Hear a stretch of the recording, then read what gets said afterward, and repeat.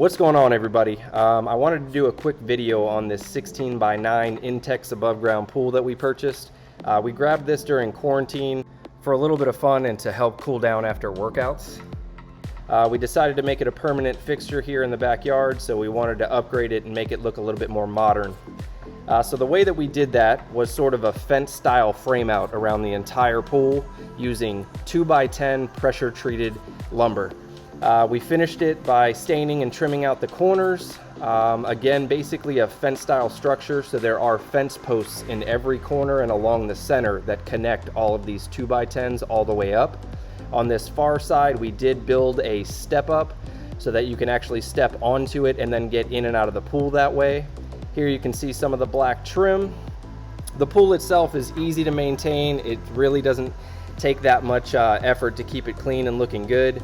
Especially since we went ahead and upgraded the actual pump system. Here you can see we did a sand pump, not a paper filter style pump. On the interior here, we went a little bit wider on the deck boards to give us room for the hoses, the pump, things like that. You can see some of the fence posts here that we're using to actually connect everything along the way.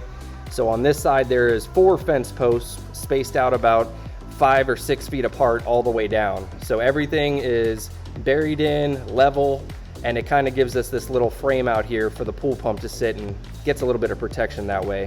So there's a post there, and in that corner, and then on the other side there are 3, 1, 2, 3 over there that connect everything and make it solid.